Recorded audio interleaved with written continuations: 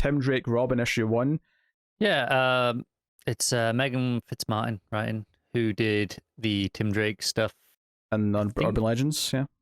Yeah, I think maybe even some stuff in Future State as well, going back that far. I think she's kind of been dabbling with Tim for a while now. And of course, your favourite artist. Yes, the reason why I am being forced to read this, because I was really excited at first when I heard I was getting a Tim Drake book. Because, as people know, Tim Drake's my favourite Robin. And then they threw Rosmo on out. I'm not a joker to stop laughing right now, I'll tell you that. The first 2 pages, I didn't recognize Tim. Oh, really? Oh. I did not realize it was Tim. He's obviously in his civvies. I'm not saying Rosmo's bad enough that I wouldn't recognize Tim in his Robin outfit, because Rosmo may have some stylistic choices I don't agree with, but at least characters are usually recognizable in their outfits. But yeah, I just thought there was it's Tim walking around the harbor in Gotham. He's walking around some old boats and doing some stuff, but it's at night it's just this guy walking around the docks, and I was like, okay, what's going on here? And there's narration over the top of it, a lot of narration actually, probably too many narration boxes to critique the writing here. It wasn't until the bottom of the second page where Bernard showed up, the boyfriend character that it kind of introduced in that Urban Legends stuff, I think it was. Is that how you pronounce Bernard? I've known people that go by Bernard, yeah. I've never heard that before. Until he showed up inside interacting with Tim, I was like, oh, that's Tim. Because at first I thought it was just some guy being suspicious wandering around the docks, and I thought the narration was going to be about what was going on, but no, it was Tim, and I just didn't recognize him, which was not the best start for the book. Let's put it that way.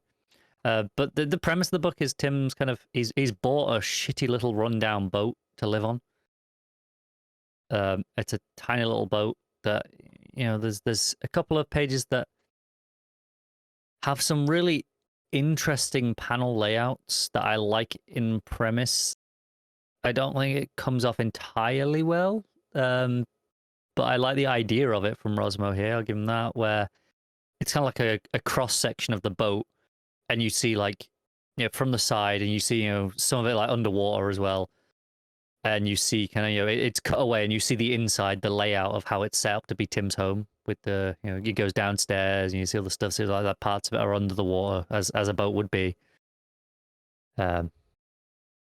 It's a nice idea, and it's mostly just setting up where Tim's life is right now for the first half of the book.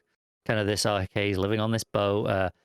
We're setting up all his neighbors who also live on boats in this little dock. As you do. And they're a strange collection of characters. I'm not even going to get into them all because I don't think it ultimately doesn't matter that much. They're just there's a 2-page, no, not 2-page. There's just like a big panel kind of going through a bunch of them. There's like the only one I can remember was called Tuna, because it was called Tuna, so that was slightly memorable. Big Tuna. Yeah, that was my first thought as well. The only other 2 slightly memorable ones are these 2 women who I couldn't tell you their names. But they're the first ones that are introduced to. They get a full scene interacting with Tim, whereas the others just get this is just who they are, little narration boxes.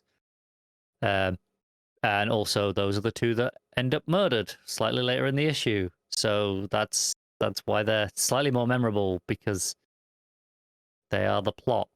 They seemed, one of them's decapitated, one of them's stuffed in like an oil barrel drum sort of thing. Basically, it turns out that there's this plot where Tim's got some detective that he calls in that he knows. Again, I think a lot of this is harkening back to some of this urban legend stuff, maybe, that I've obviously didn't read much of. I read the first one, I think. But I'm assuming that's what all this is, because it references a lot of things that I think is not the best start for a book. I think in issue 1, I think there's a lot of stuff here that it references in that urban legends, and correct me if I'm wrong, because I may very well be, there was not a collected one shot of all the urban legend stuff published alongside this. In the same way that the Asriel one had the three parts kind of that urban legends collected. Actually, I think they did it already. Like, I'm pretty sure before the Asriel one, there was already a Tim Drake one that was reprinting. It was like the 3 parts to the story plus like one extra bonus story was a one Okay, shot. was that quite a few months before this then? Oh, it was a while ago, yeah. Yeah, I think that's the mistake. I think they should have saved it and done it, if not like the same week as, but at most a month before, maybe even just a week before. Because the Asriel one, they were on the same day, and it was really easy to go, "Hey, you want to pick both of these I up?" think they might have done it for Pride Month, I want to say. Pride Month was June. I want to say that was June or Yeah, July. that sounds like it might be right. Yeah, I think that's just a weird combination of a mistake on DC's part. If they knew this book was coming, I think they should have saved it and done that better. And then a critique of Fitzmartin's writing here, and that I don't think it's that accessible. I think there's a lot of referencing back to this other stuff that feels essential to have read, and I felt a little bit alienated having not read it. And I think that's kind of a mistake in any issue one. I think really, because at least with that Azrael one, you could kind of treat it as a 0 issue, and like I think maybe they should have named it as a 0 issue, but this here it felt missing because this case that's happening, this is murder. He's looking at all the pieces and he puts together that it's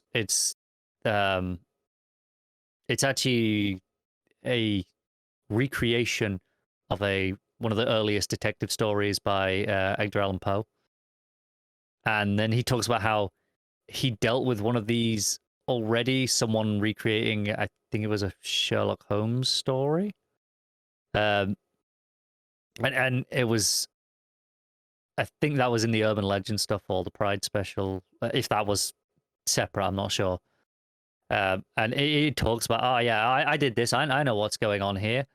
And he just kind of goes off and solves it kind of quickly because he knows exactly what he's looking for. And I kind of felt a bit out of the loop here by jumping in, in the first issue, jumping into this thing that was already established in something that I don't think everyone will have read. Maybe that'll be included in the trade for this long term. I think it probably should be. But for anyone who maybe just saw, hey, there's a new issue 1 on Comixology this week. I like Tim Drake. Yeah, I think this is a real problem because it felt like there was a lot of context missing. I think it worked okay with the Bernard stuff, kind of establishing that relationship because the early part of this is him going, well, do I call him boyfriend? Is that where we are? Like, so there was enough there that it kind of felt okay, but it talked about it mentioned Tim having an injury recently. But it didn't give any context. There wasn't even an editor's note for that as to where to find information on that. Which I thought was weird because I'm like, I don't actually know what exactly that's referring to. It's difficult because things. It's difficult because they're doing this spinning out of something they've already done, and it's a bit ballsy to put an issue 1 out. And obviously, you could rewrite it to like serve more for new people as well, which is maybe what you're supposed to do in the first place. But I could also see it being really off-putting if you open the first page of an issue 1 and it says, this is a follow-up to this series of stories that you can go buy as well. I mean, but the thing is, those editor's notes are in there. There is one that references the Pride special. There's one that references, here's, it was in Urban Legends 4 to 6. So they're in there anyway. And again, I'm not saying have none of these things. I'm not saying don't set this as a spin-off to that book. I just think it could have been written more accessibly and it could have felt a bit more natural and inviting to newcomers. But the ending is, Tim solved that crime, kind of. Like he doesn't catch the guy who does it, but he there's a big gorilla, orangutan, I think it is, with this disc, and he knows him. This is why he knows what to fix because this happened before with an elephant, I think it was in the other one, where he has to smash this disc and then finish the story in some way. So that's what he does, and it resolves really quickly. But he doesn't catch the person who's behind it. And at the very end, he's back in his boat home, and there's a package on his table with a little note saying, clever work today. Until next time, Gumshoe. Presumably from whoever is behind it. So it's setting up its mystery there. And I think that stuff, like, it's starting to work nicely in terms of where it's going. I just think it really introduces it in a clunky way for newcomers. And that is my biggest problem with this book on a writing stance. Art-wise, yeah, it's Rosmo. I just dislike it vehemently. It is not to my tastes. I don't think he has any particularly bad layouts in this issue. I was once or twice, I thought there was some poor lettering choices in terms of where narration boxes were and was following the flow, and I was reading them in the wrong order. I don't know how much of that is the art not leading me nicely or just poor placement from the letterer. So I'm not sure who to blame for those specifically. I know there was at least one instance where Rosmo's art did have to be connected in a series like pop-up circles and was connected with lines, and they had to actually number them like 1 through 5 to make sure you read them in the right order, which is always a concerning sign for me, because if you have to number it to make sure I read it in the right way, even when they're connected with lines going through, you're clearly not confident people are going to read them right. And that's maybe a telling sign something's wrong for me. But it's not Rosmo's most offensive work in terms of the stuff that I can usually complain about is like more objective things. I just stylistically still really don't like it. But for Rosmo's fans, I'm sure it's fine. Yeah, I can't say I'm particularly fond of his big fat head characters either. Yeah. Big Not chins. Not even just fat heads. It's more like lopsided. It's like they've got. They're such strangely shaped, aren't they? But yeah, it's not the worst book, but also I think it is damn near essential you have read the previous stuff. Otherwise, you are missing a lot, and it feels weird. I'll probably give it a 4 overall.